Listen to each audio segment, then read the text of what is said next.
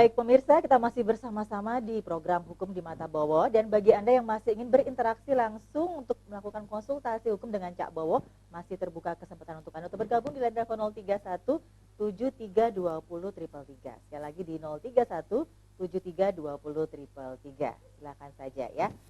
Baik, Cak Bowo, ini kita bicara soal gratifikasi, pemberian hadiah. Misalnya dikasih parcel, kan nggak minta nih Cak Bowo, tapi tetap dikasih dengan alasan supaya lancar proyeknya, seperti itu. Gimana? Kena juga. Kena juga. Tapi ada batasan. Ketika gratifikasi itu lebih dari 1,5 juta. Oh, seperti itu. Penyuap pemberian ya. Kalau kurang enggak. Nggak masalah ya. Apalagi ini ada hadiah, tapi hadiahnya kunci kontak mobil. Lain tuh. Hadiahnya gelang, kalung, berlian, punya nilai kan? Nah, lain. Kalau hadiahnya roti nggak mungkin ditangkap, masa roti ditangkap. Tapi ternyata di dalamnya itu ada kode-kode, dalamnya punya ada kunci, ngambil kunci mobil, lain lagi. Berarti tidak boleh. Makanya untuk ya supaya tidak ada suatu kecurigaan, maka setiap pejabat tidak boleh ya. Ini lebaran itu ya, untuk hadiah, untuk parcel dan sebagainya, ini dilarang sekali. Jadi sudah ada aturan, tidak boleh. Seorang pejabat tidak boleh diberikan parcel. Nah, lebih baik diberikan uang, sama saja ya. Sami mawon. Jadi gini. Jadi kalau sampai itu berarti gratifikasi. Ini soalnya biasanya rekanan, kontraktor semua ya. Biasanya ketika lebaran ini supaya memberikan sesuatu angin segar bagi pejabat-pejabat supaya nanti kasih proyek kena gratifikasi. Hati-hati masalah ini. Yang ngasih kena, ngasih hadiah, yang menerima kena, sama-sama kena, lebih baik nggak usah lah. Ya, daripada masalah ya. Masalah ya toh. Biar nantinya pejabat kan sudah uangnya banyak. Biar beli sendirilah, jangan di yang lebih baik. Kalau saya, kalau ada rezeki ibu-ibu, bapak-bapak, kasihkan pada anak yatim. Anak yatim piatu. Tapi saya ini sudah anak yatim piatu, tinggal ibu sama bapak. Boleh ya? Aman di Bang Bowo, Cak Bowo. Saya terima. Oh, ada yang sudah bergabung ya? Baik, kita terima dulu. Halo, malam. Halo, selamat malam. Halo, assalamualaikum. Ya, waalaikumsalam. Silakan Pak, dengan siapa? Apa Pak Jamari dari Madura nih Bu. Mohon maaf, suaranya kurang jelas. Ada Pak Jamari Madura ya. Oke, silakan. Begini, pokoknya hukum ini ya, menurut penelitian saya sebagai rakyat kecil yang pedesaan, yang berlaku hanya kepada rakyat kecil, gitu. Yang gede-gede itu masih gampang pilih, gitu. Nah, mohon ditegakkan keadilan. Hukum ini bukan hak miliknya siapa, hak miliknya rakyat Indonesia, siapa yang salah supaya dihukum.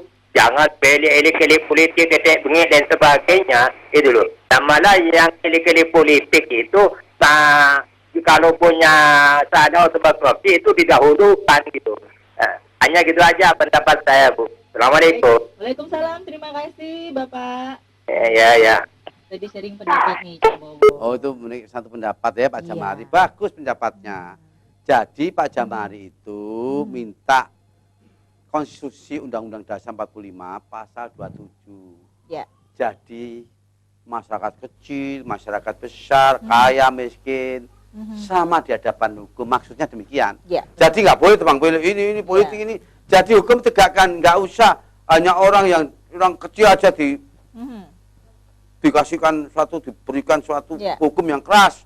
Jadi harus memang benar-benar disiplin dan sebagainya, harus taat. Orang besar juga begitu sama. Jadi pasal 27 itu jadi sama di mata hukum. Tidak ada perkecualian. Di hadapan hukum sama. Baik. Nggak perlu di presiden, nggak perlu di rakyat, sama, nggak boleh. Ini orang pejabat, hukumnya lemah, ya tumpulkan. Ya toh kalau orang besar tumpulkan, tapi kalau orang kecil dihancurkan nggak boleh. Jadi menurut Pak Jamari harus di tengah-tengah hukum demikian. Bagaimana sih Pak efek jera yang seharusnya diberikan kepada para pelaku korupsi menurut Cak Bowo? Ya memang kita punya asasi manusia sebagaimana di dalam Konstitusi pasal 28. Tidak bisa kecuali undang-undang memang Undang-Undang 399 2021 itu.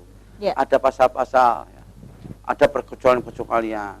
Namun demikian jarang sekali korupsi dihukum mati, hukum gantung. Kenapa?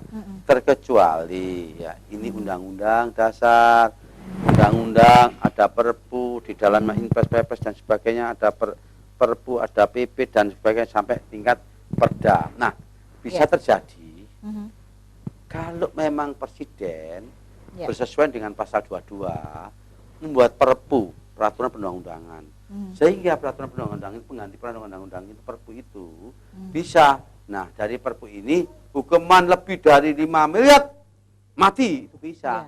Tetapi undang-undang nggak bisa, tapi presiden sebagai kepala pemerintahan dan kepala negara bisa. Kalau gitu ini rakyat yang minta supaya korupsi dihukum gantung, hukum mati tergantung dari perpu. Apakah perpu itu berani nggak presiden mengatakan demikian? Tergantung bagaimana ya nanti pasal 22 sebagaimana di dalam konstitusi itu bisa ada haknya. Ya. Baik, terima kasih untuk informasi dan waktunya Cak Bowo. Dan demikian pemirsa dialog hukum di Mata Bowo untuk edisi kali ini, dan saya Faria Mei beserta seluruh kerabat kerja yang bertugas mengucapkan terima kasih atas kebersamaan Anda. Kita ketemu lagi Jumat depan. Sampai jumpa.